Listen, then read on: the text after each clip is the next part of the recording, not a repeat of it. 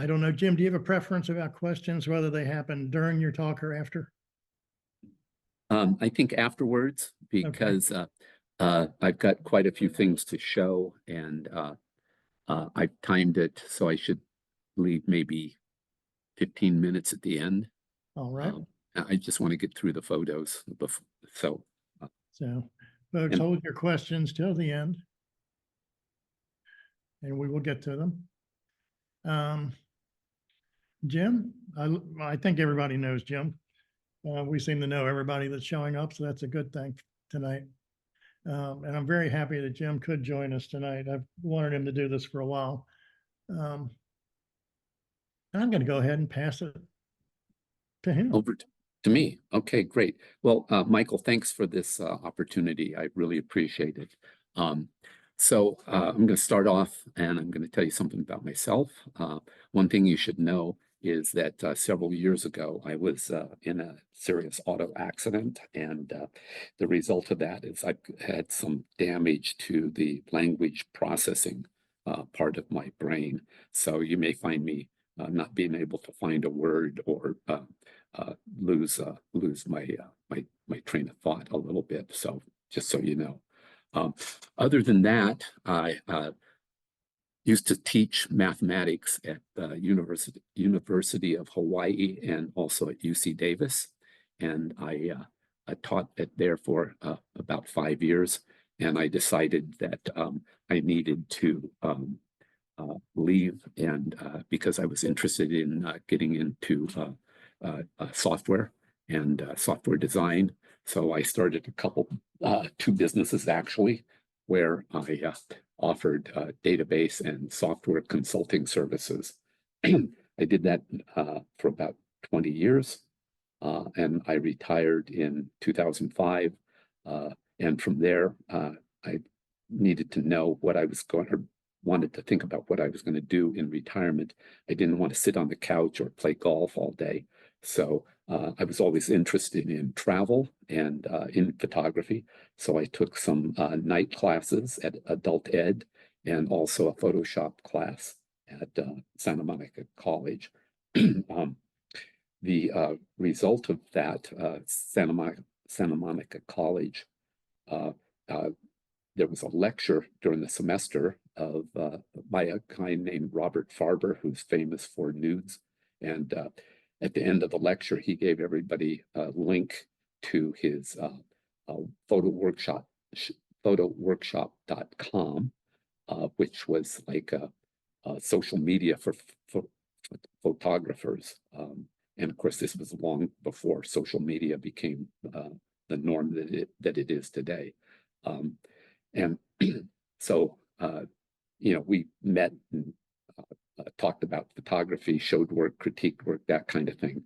And of course, we had little interpersonal discussions. And one day, a Norwegian photographer named Jan Isaacson sent a message to the group and said he was going to be in Venice, Italy for the next year for Carnival.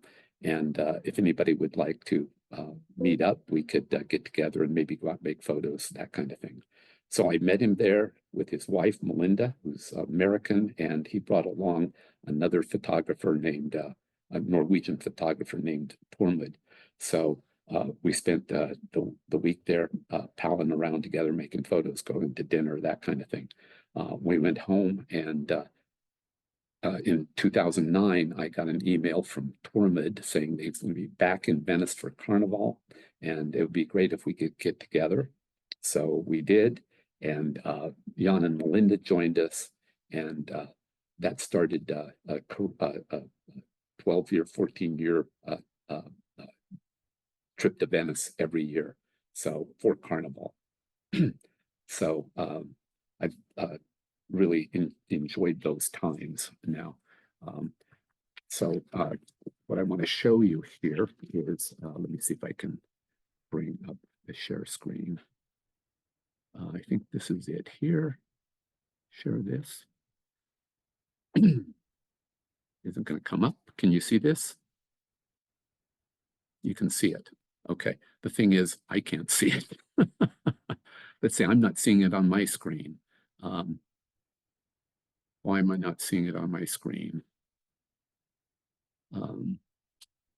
Which is a problem if I can't see it.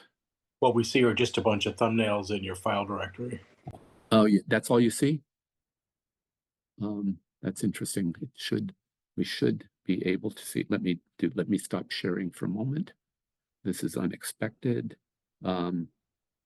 Where is share screen? Okay, here it is here. Same thing. Thumbnails and file structure. Huh. Well, this is not good. I'm not sure what's happening here. Why I can't. You have any ideas? Yeah, I'm sorry. Yeah, let me stop sharing. Let me, geez, I don't know what's going on here. What program did you open? I'm using Bridge, and we tested this out. Michael and I tested this out the other day, and I do not know why this is not. You have any ideas? Ideas, Michael? No. Well, When you we're clicked seeing on, Bridge, we're seeing Bridge and the thumbnail. Yeah, but Bridge. yeah, when but you you can. clicked on new share, Uh-huh. could you see anything? Let me go new share. Start share and then new share and see what images are available for you to click on. Well, that's what I'm doing. And Damn. it's not opening them. That's No, it's not opening them full screen for some reason. What do you want to see? Well, I need to see Bridge so I can talk about the photos. You Well, should see full screen of Bridge. Okay, so Control just L. there is one photo that's highlighted. Click on that photo with your space bar. I can. Oh, let me try that. You Yeah, can't- I can't see. I can't see that. I can't see anything. Okay. New share. Let me try new share.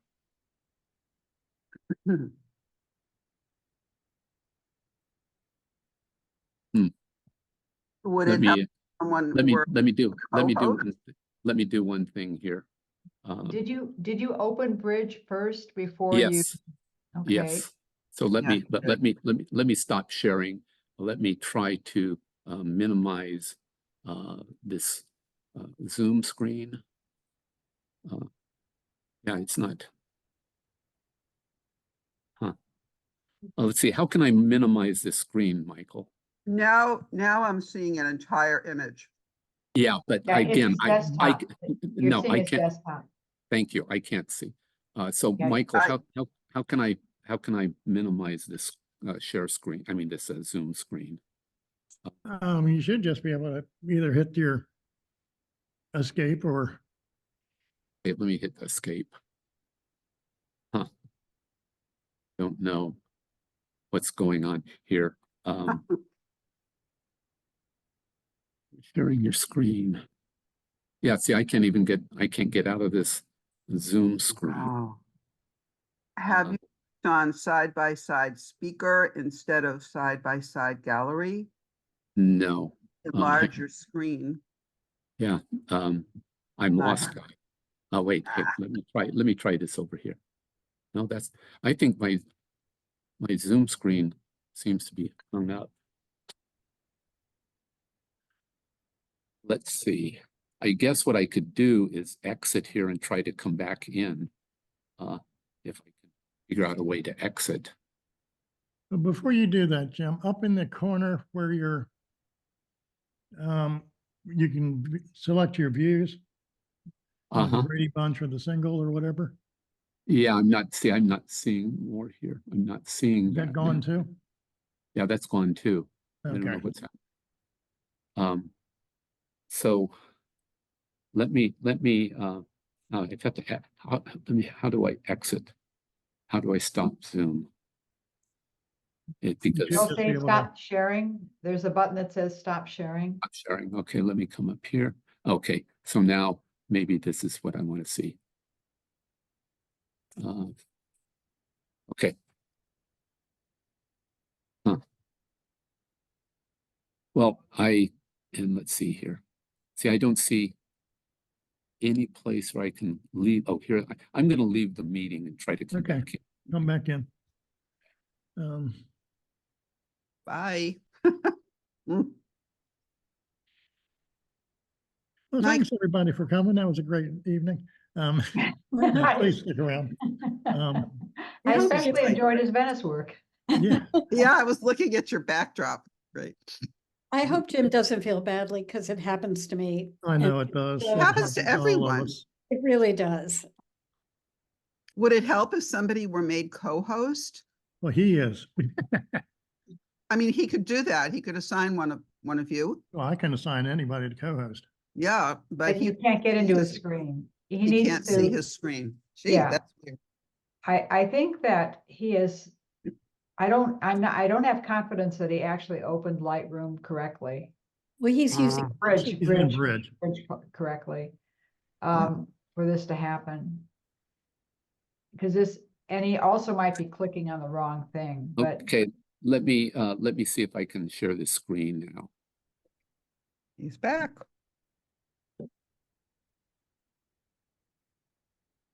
There you go. Is that better? no, same thing. Exactly Same. the same. Yeah, now it's You- back to It's the thumbnails. thumbnails, yeah. You don't see, it says you're sharing your screen. I'm seeing it, you're not? No, we're seeing your whole Bridge. Yeah, that's what I want you to see. Okay. Oh. Okay. then But we're only good. the thumbnails. There you Yeah. go. Can you, There you go. there you go. There You you can go. see it. Got it. Okay, great. Okay, whoops. Jim, Okay, you actually had it last time. I'm sorry. I think you had it last time. Well, I Well, he couldn't see couldn't it. see it. Oh, I you couldn't see it. So Okay. anyway, so I'll skip a lot of things here because we've Oh, lost you're some fine. time. Don't worry about it. Okay, well, All good. okay. So what I'm showing you here is a photo that it's a scan from a slide that I made in 1989 when my first trip to Venice, and this is probably one of the first photos I've made of Venice. And what you see here is St. Mark's in the background here, and these people are at St. Mark's Piazza, and this piazza is the largest one in Venice. It's 590 feet long and about 230 feet wide. Over here on the right-hand side, see where these windows are? This is the Campanile, which is what the Italians call a bell tower, and it's made of brick. In I think it was July 14th, 1902, this whole structure collapsed, and people knew it was going to collapse because there started to be cracks in the structure. So photographers gathered around, and when it collapsed, they made a bunch of photos of the rubble. And interesting thing is that I have one photograph of it where the photographer captured the pile of bricks, and there was dust coming out, and that dust was added in the darkroom. So photographers were doing Photoshop before Photoshop. So now what I'm going to show you just for orientation, this is a map of Venice. You can see the Adriatic Sea here, and you can see Venice and Ljubljana. I highlighted those 2 points because I'm going to show you photos from both. Ljubljana is the capital of Slovenia. Just as a historic note, this is the island of Corsica, and this little town here, which I can't pronounce, that's where Napoleon was born. This is a photo of Venice proper. I'm just going to show you some highlights. This here in the upper left-hand corner is the causeway from the mainland. It is 2.3 miles long. It stops here in the Piazzale Roma.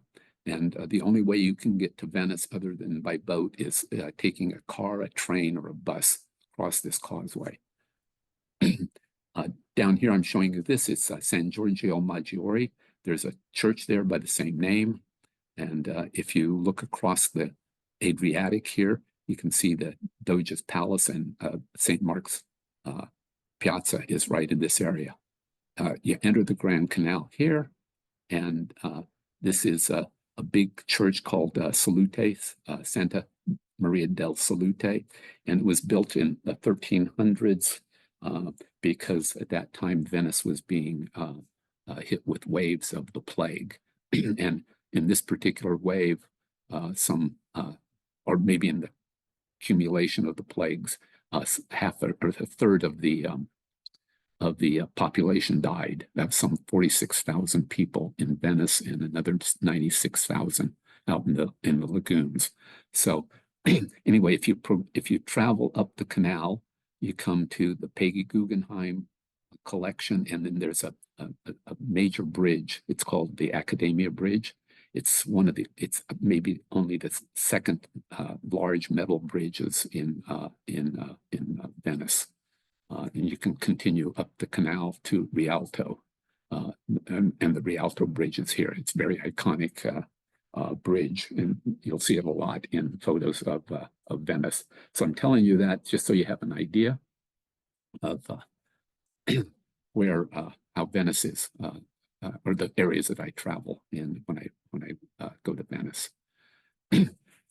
This is the San Giorgio Maggiore Island, and here's the church of the same name.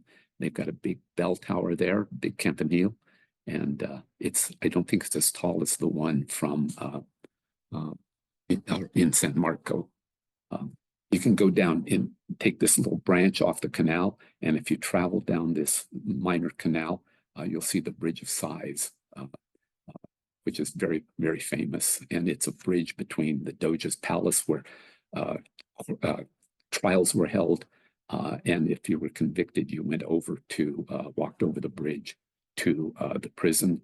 And there's some small windows there. And the traditional saying is that people would get their last view of Venice, and they would sigh as they go across the bridge. Now, this is a photo that I made with my cell phone from Campanile on San Giorgio, and you can see the entrance of the Grand Canal here. This is the church, Salute Church, and this is another photograph from this one. It was made from the Academia Bridge, and you're looking back towards the entrance of the Grand Canal, and you can see Salute here. And I do a lot of Photoshop work in these, and I like to make monochrome images, either what do you call it, grayscale, or have a brown tone to them. And I do that because I'm trying to imagine what a photograph would look like if it was made in the 1800s, middle 1800s or later. Here's another photo looking back at the entrance to the Grand Canal, and again you see Salute here. I made this one at the other end of the canal at Rialto Bridge, and if it wasn't so foggy on this side over here on the left, you would see several Vaporetto stops.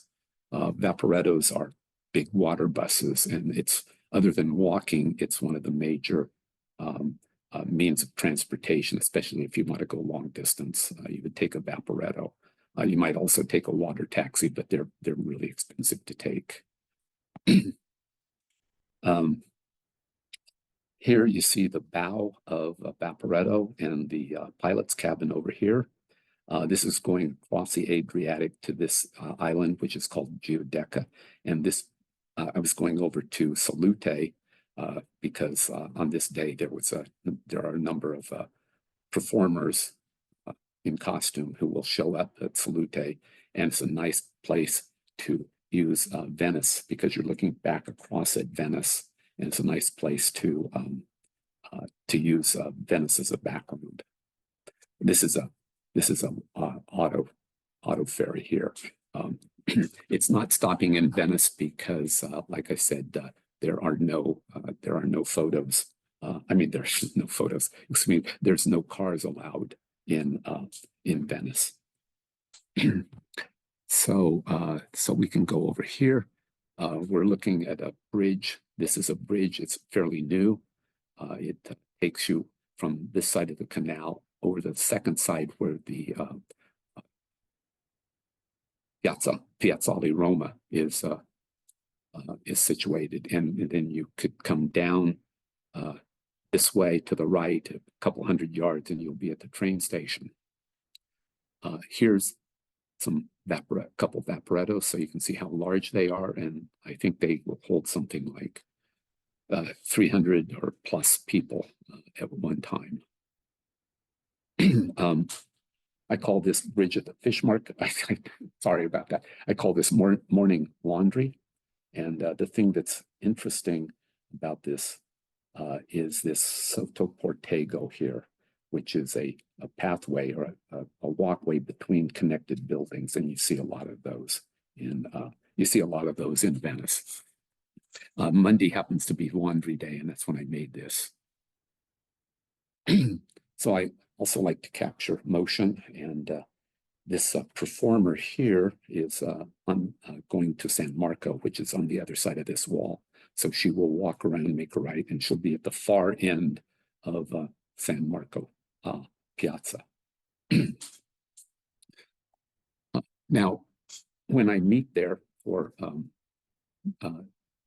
there with my friends, my Norwegian friends, we generally all stay at the same hotel.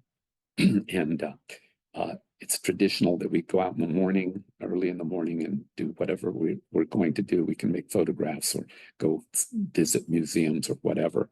But at 7 o'clock, we all meet back up at the bar and have a drink, and we go to dinner about 7:30 to whatever restaurant we have reservations at.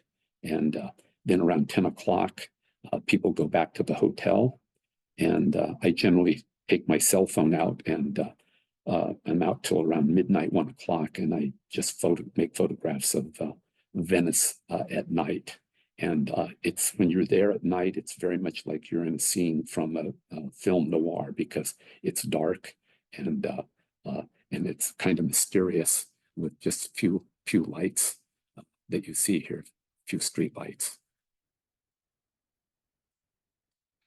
These people are coming back from San Giorgio, or not San Giorgio, but San Marco, and which is back behind us here on the left-hand side. And I was there one day when it was raining, and this building here is the Musical Instrument Museum, and I was standing in the doorway when I saw these people coming up in mass. And they're going down this street, and when they get to the end of the street, it opens up into another big piazza. And if you turn left, you walk about 200 yards, and you'll be back at the Accademia Bridge. And you take that bridge over to the other side of the canal, where there's a couple Vaporetto stops, and you can pick up a Vaporetto and go wherever it takes you. And you can also, I would also be able to walk to my hotel. It's about a 15-minute walk from here, which is what I do most of the time. Here's this area here is fairly large. It's where the performers gather, because it's got a nice background of the San Giorgio Maggiore here, and these buildings on an island called Giudecca. You can see there's a lot of these old-fashioned lampposts in this area, and the performers use those to pose against. They'll lean up against them, they'll put their arm around them, they'll stand next to them, whatever. It makes a nice compositional element. This photo's this one here is the same area, and get a better view of the San Giorgio. And of course, you can see the gondolas all parked here.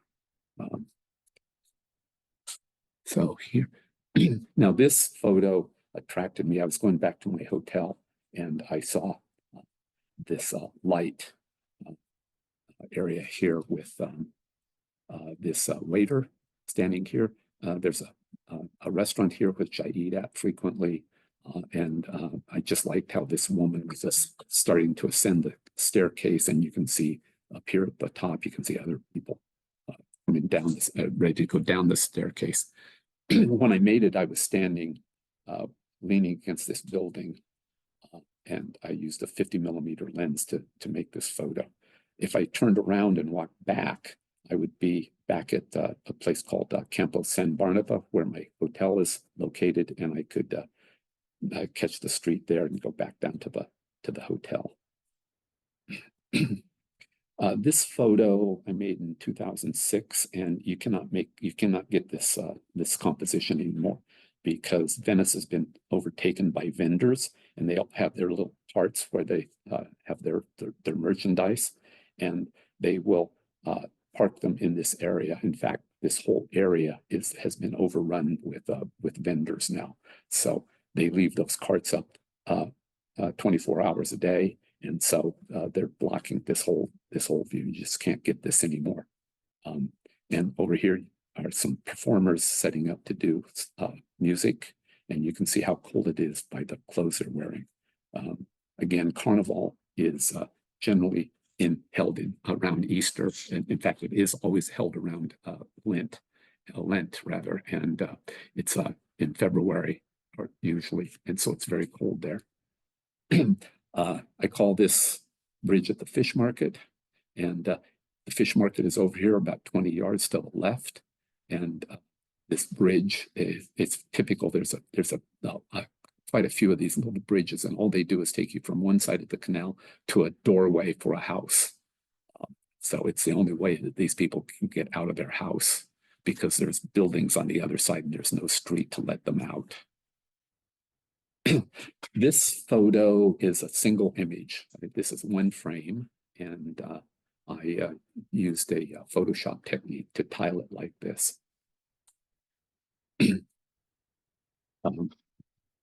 So I'm going to show you some photos now in color. This is in Campo San Barnaba, and if you walk this way, there's a road, a street that will take you down to my hotel. I made this from a Vaporetto going to Burano Island, and I call it delivering the luggage. This boat has luggage in it.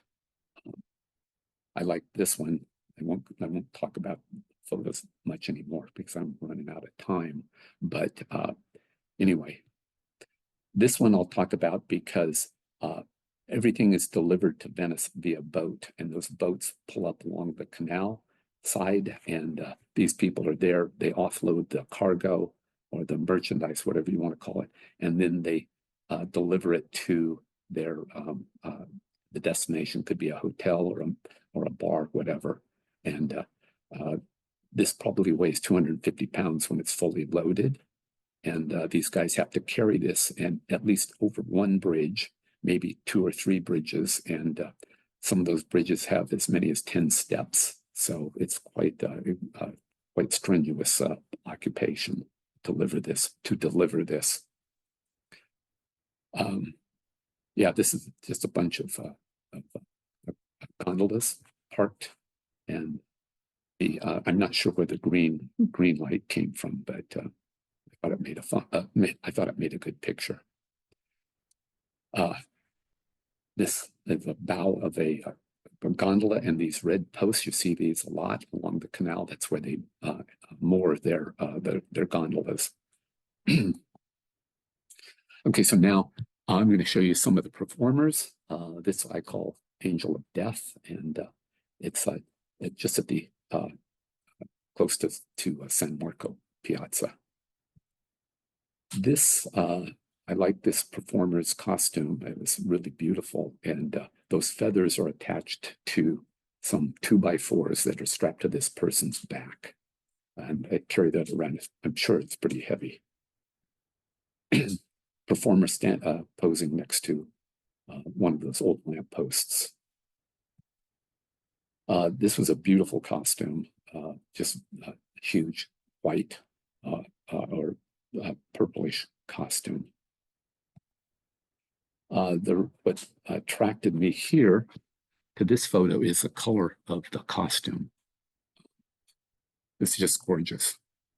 Here's a more traditional view. This person is named Solange. I happen to know her, and she makes these costumes by hand.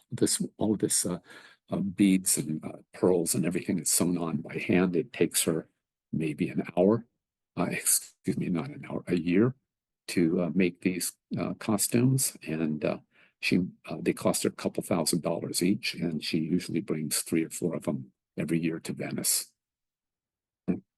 Here's a different image. Gives you a better idea of what the costume looks like. Just a random performer at Salute behind her.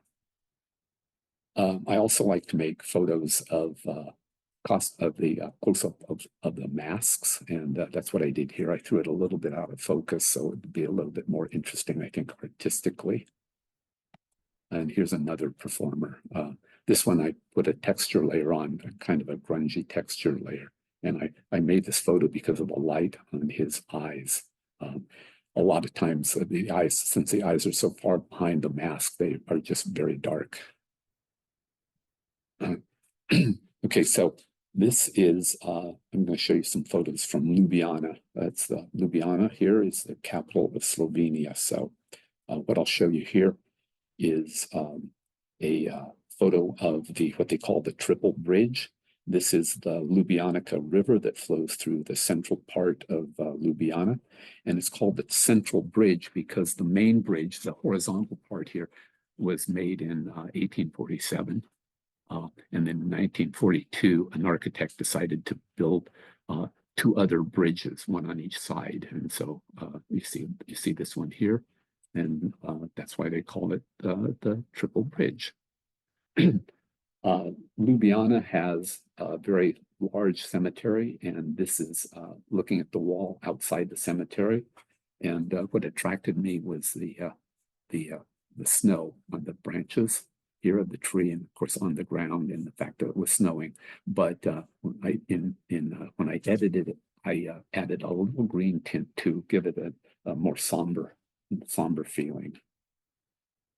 I stayed in one place for a while in downtown Ljubljana, and I saw these people coming out of this home from the snow. So I made a number of photos and created this triptych from some of those photos. Okay, so now you can see a lot of photos from this area. It's the business district of Ljubljana. And I don't have a chance to make snow photos very often, so I spent a couple hours here just capturing the people in the snow. What attracted me mostly was this orange umbrella. And then there was this person here in the red jacket walking towards me.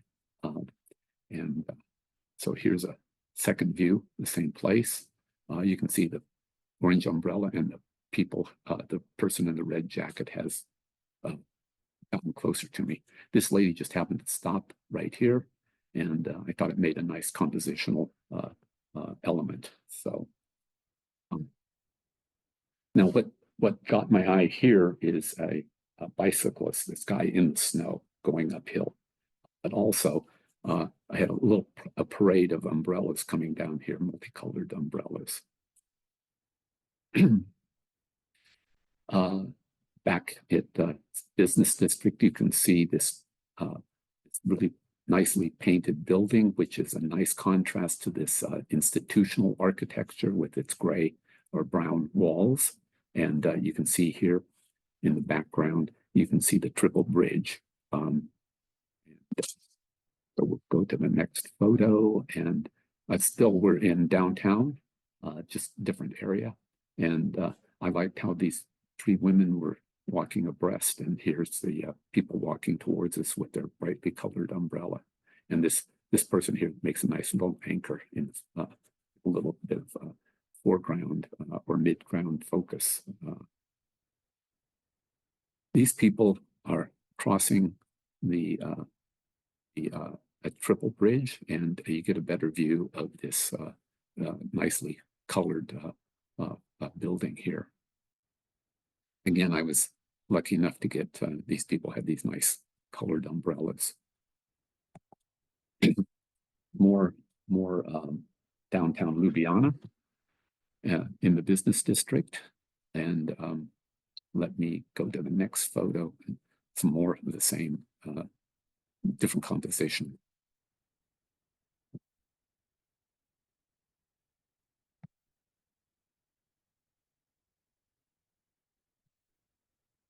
Okay, you've probably seen enough of downtown Ljubljana, but I think this might, there's one more here.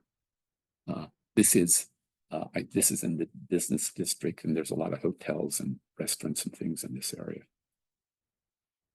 Okay, this is something I've never seen before. It's an outdoor market, open air market in the middle of winter in a snowstorm. And I've never seen one like this. These people live in this country and they're used to this type of thing. So some people have produce, vegetables and things like that that are in season. Some people are selling jams and coffee and honey, that type of thing. Again, like I said, I've never seen anything like this, but then I don't live in snow country. And this is the last photo. It's outside of Ljubljana, and it's a place called Lake Bled, which is fairly well known. And this is a little island with a church and a bell tower. And I had lunch over here. When I say I had some Slovenian friends that I hooked up when I was there. And there's restaurants over here that you can't see, but that's we sat there, looked out the window, and this is the view that we got, and that's the end of it. So I'll stop sharing at this point. Okay. Thank you, Jim. Yeah, I hope that wasn't too screwed up. That was great.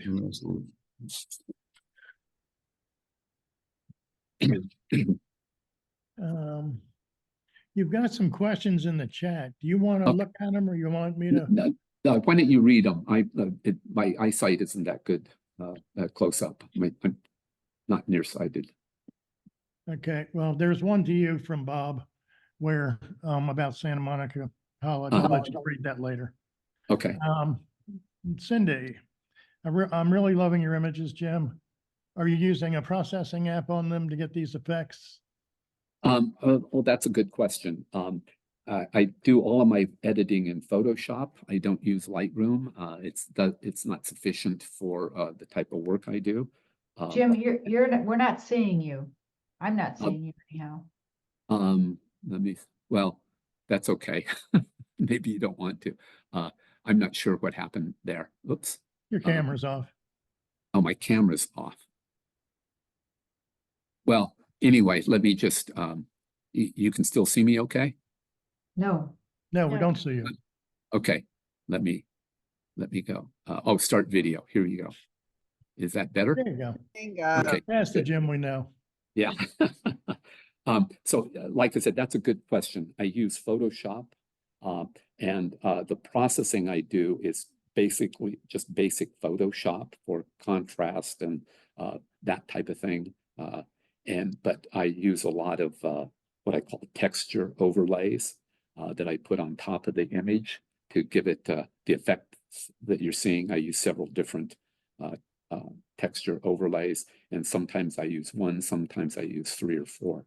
And I just start out trying different textures and blend modes and that type of thing. At some point I realize this is what I want, and I stop editing at that point. So it's all trial. It's basically trial and error when I use those textures. What do your images look like without the textures? Like photographs. I mean, they would just look like a normal photograph. Well, right, but do you feel like they have less emotional impact, or no? I think they have more emotional impact with the texture. Okay. Yes, yeah, and it's a more. I try to make a more artistic photograph, and this because Venice is so old. I try to make this kind of reflect the age of Venice, and Venice is, I mean, it's an amazing place to be. And I just think that the textures give it more of a feel of what somebody in the 1300s, 1400s might see in Venice. I think the use of textures is very well done, Jim. I think they're beautiful. Thanks. And Thank you. Yeah, I think you've done a really masterly job of suggesting older Venice, in spite of the fact that you had contemporary people, but you do give that sense without losing the artistry of the image. So I thought they were lovely. Really well. Thank you. That's very nice. Thank you. Kevin, you raised your hand? Yeah. Hey, Jim. Beautiful work. I love the textures, but I think the thing that it really draws me in is how you see your color palette. It's really beautifully done. And as a cinematographer and photographer, that's something when you see color that then creates the space, and then you emphasize it with the various textures and the atmospherics, and just really beautiful work, just stunning. So thank you for sharing. Well, thank you for that comment. It's great. Yeah, I really like the atmospheric ones, you know, where Mhm. you really had a sense of the environment coming in and shaping life. You're talking about all of the photos, or The ones Slovenia, of Venice in of particular. Venice itself. Yeah, thank you. Yeah. Hey, Jim. It's Uh-huh. it's actually great to see you. Kevin, how are you? Yes, it's been a while. Actually, I was kind of curious about what your opinion is on AI and if you see yourself going that way. I think AI is an amazing tool that's double-edged. It's given us the paranoia of deep fakes and fake photos. I think but it's a very powerful tool. I don't intend at this point in my life to ever use it. And I know Photoshop has integrated it into it's a platform.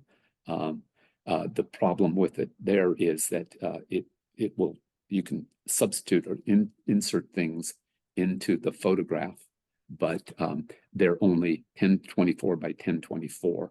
So you can't really make or move it around, make larger photos of it, because it'll break down that inserted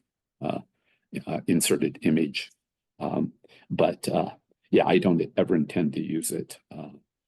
But there are some absolutely amazing photos that come out of creativity wise.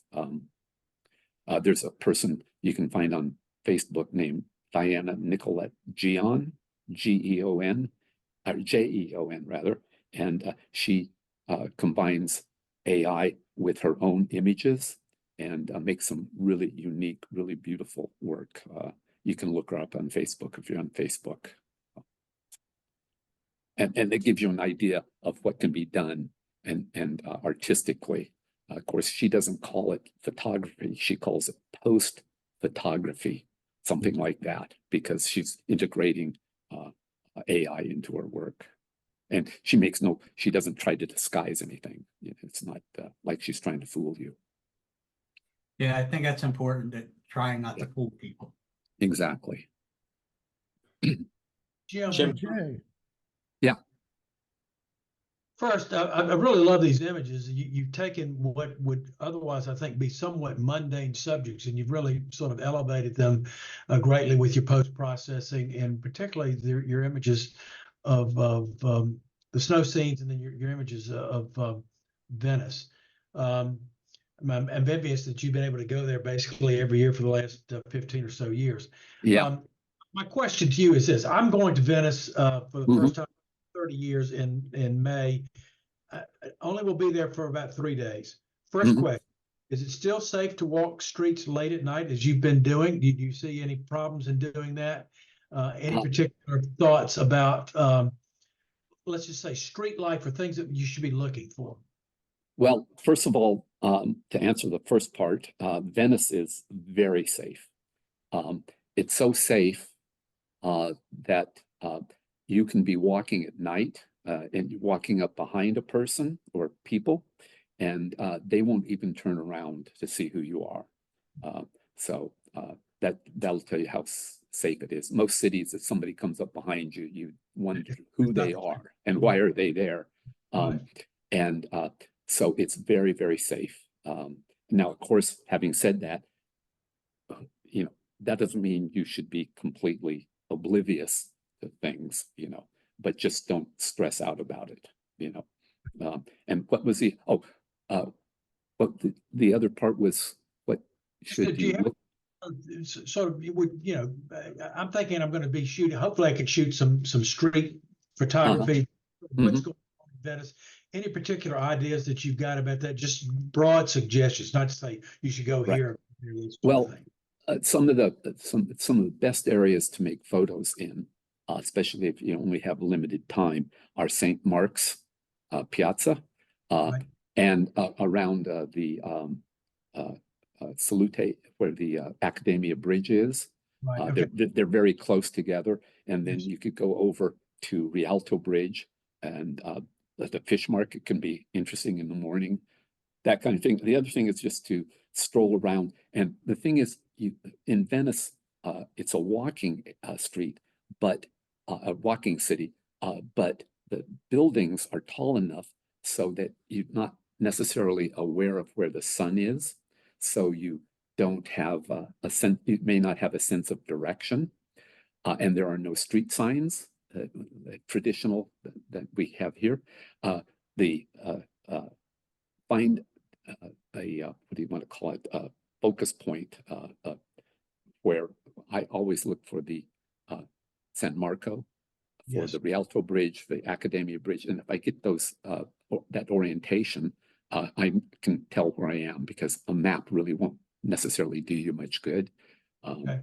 And the other thing is, what was I thinking? Oh, and on the streets, you will see signs that may be up on a building someplace, or they may be down on the side, and they will have arrows that point to Ferrovia, which is a train station, to San Marco, or the Rialto, that kind of thing. And if you orient yourself, you know where your hotel is located relative to those, you'll be able to find your way back, because it is easy to get lost in Venice.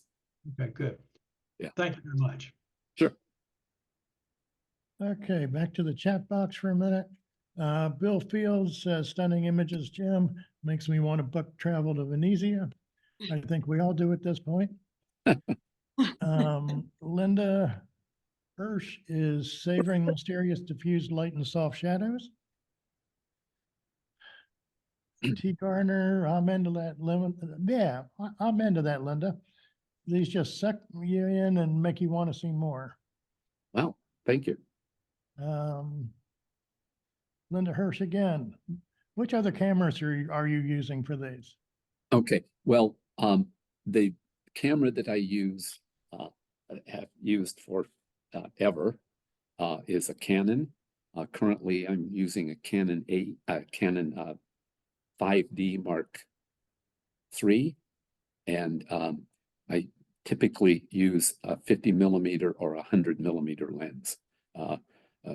Sometimes I'll take a 200 millimeter lens, but I don't do that much because of the weight. And when I travel, I take only carry-on luggage. So a 200 millimeter lens becomes pretty heavy. It adds a lot of weight.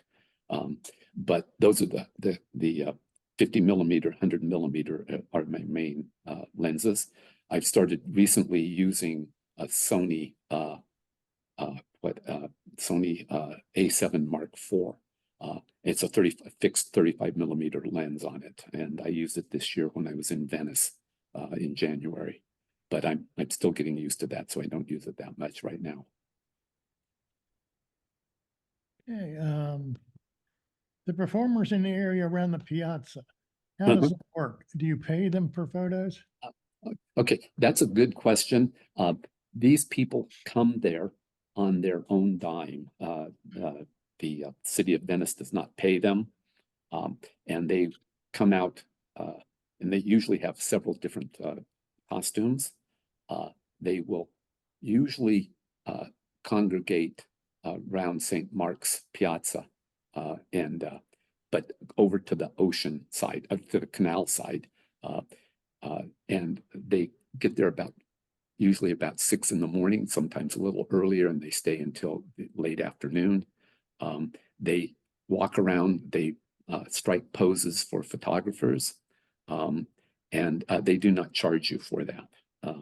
They will, they will sometimes ask you to take their cards so you can send photos that you've made of them. I generally send JPEG photos, and that's what they do. Yeah. and they, by the way, they do not talk to you generally. So when you look at a performer, that performer may be in a female costume or a male costume, because they don't talk, you have no idea. And they have those full face masks, so you don't know if it's a man or a woman behind the costume, unless you talk to them, or they come up to you and they say, "Would you take my card and send me a photograph?" Part two to this. I didn't see any cars in downtown Ljubljana. Is that a car-free area? No, Not have them everywhere. yeah, not in downtown, but there are, of course, Ljubljana is not an island, and there's a lot of cars and roads and things like that. So, but just not in downtown. It's pretty much a walking area. By the way, I show you a photo of Lake Bled at the end, and that's outside of Ljubljana, about 43 miles. So it takes about an hour to get there. Okay, Susan Brown. There was so much beautiful fog in the Venice pictures. Was that actually there, or did you add or accentuate it? Well, Venice is foggy at that time of year. So a lot of it is natural fog, and some of it is enhanced fog with the textures. It adds to that effect. But yeah, you can there, especially in around Easter time. The Carnival is a celebration of Lent. It's very much like the Mardi Gras in New Orleans, but without the drinking and problems that they have in Mardi Gras. And yeah, I mean, anybody who's been to Mardi Gras, there's no comparison. They're completely diametrically opposed to each other. Okay, Kevin has a quick follow-up. I'm curious about your print sizes as it relates to the intimacy of the image itself. Well, I normally print 16 by 20. That's the paper size. The images are about 10 by 15 usually. Depends. I don't usually crop my photos, but if I do, then the dimensions change, obviously. And I keep it at that size for a couple reasons. One is it's better for a collector or a person just wants to buy one and put it on their wall someplace. When they're 16 by 20, they have space. Even on a small house, they have space to put that photo. I do make a few that are 21 by 14 frame, not frame, but that's a paper size. And again, you know, they have to have a bigger place to put those photos. If you make something any larger, you're going to have a place with huge wall space to put more than one or so pictures on the wall. So it's a economic decision, and I like the smaller photos. Also, it does give a little bit more intimacy because people get closer to them to look at them. Okay. Bill has another one. We've already talked about this, you and I. It's Lent now. I'm guessing that you didn't go this year. What's that? It's Lent now. Oh, no, I went in January. Go. Yeah, no, I didn't go this year because there was a photo shop that I wanted to go to in January. And I know I have a lot of Norwegian photographer friends, and a lot of them were taking the workshop, so I wanted to meet up with them. Also, the workshop was given by a man named Morten Krogvold, who's a personal friend of mine. He's maybe the best Norwegian photographer living today. To give you an idea, he was invited to make a portrait of Nelson Mandela, and he's also done Toni Morrison and some other well-known figures. So he's at the top of his game, and that's the reason I took the workshop from him. It was the best workshop I've ever been at. And again, I got a chance to hook up with a lot of my Norwegian friends. there was probably 10 or 15 of my Norwegian friends there. Hey, Jim, I was wondering if we can go back to the printing question again. Oh, sure. I was wondering, do you print yourself, or are you farming it out, or is your gallery printing, or what do you No, do? I print my own work. I have an Epson wide format.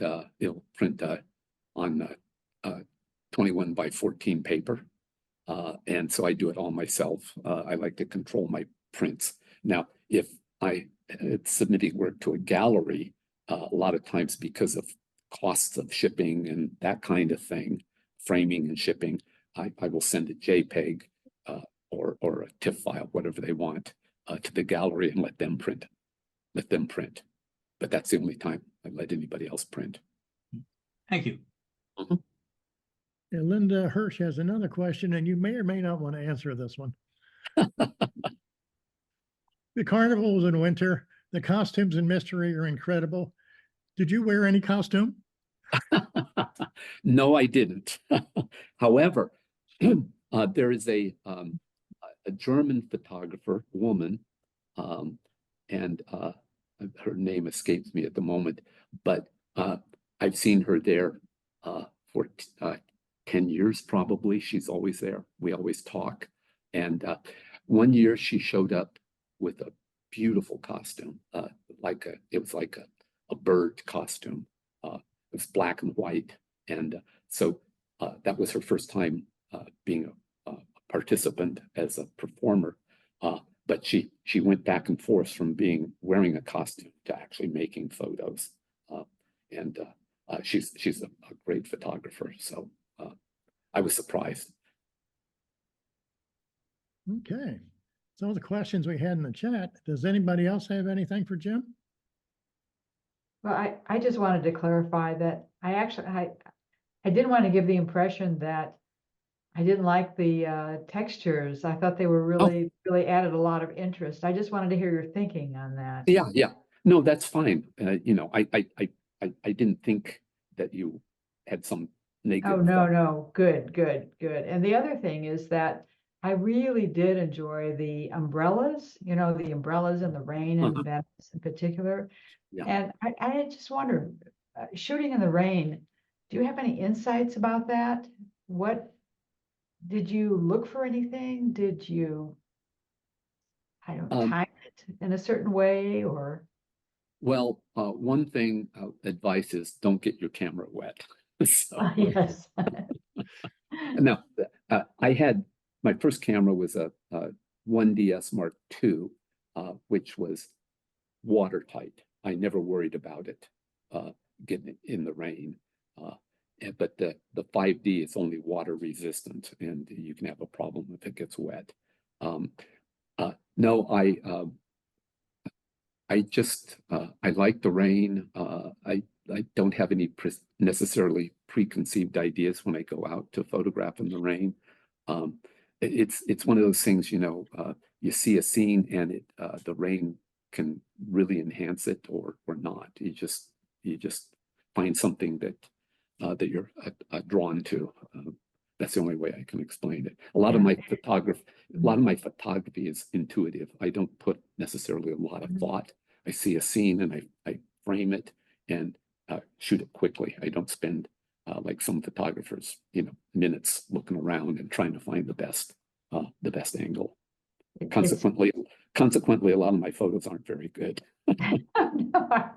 It seems like you were shooting in some ways for the pattern of the umbrellas and yes, not so much the rain itself, but the scene that the rain creates, and yes, and that was one of the things in this particular time. We had the snow and and the fog of snow, if you want to call it that. And then I just saw these umbrellas, and there would be something, a configuration of the people or the umbrellas themselves that attracted me, and that's why I made the photograph. And again, a lot of it was just I saw it, and when you're doing street photography, you don't have minutes to set up. You just have to frame it and make the photograph. Otherwise, the whole thing goes away, can go away in a matter of a few seconds, actually. Anybody else have anything for Jim? If not, we'll call it an evening. Well, I want to thank everybody for their very kind comments. It was really nice. Yeah, I want to thank everybody for coming. It's been a great evening. I've always loved Jim's work since I first came across it almost 10 years ago now. And look forward to seeing much more. So do I. I look forward to making much more. Keep it up, Jim. It's great. Yeah. Well, thanks. Yeah, very lovely, very lyrical, very poetic work, which I Well, like very much. Yeah, I really appreciate it. Thanks so much. Thanks, everybody. And You. we've got a couple more messages here. Make sure there's any. Everybody loves it, Jim. Good. So it was a good night. That's So what I want to thanks, hear. everybody. We'll see you next month.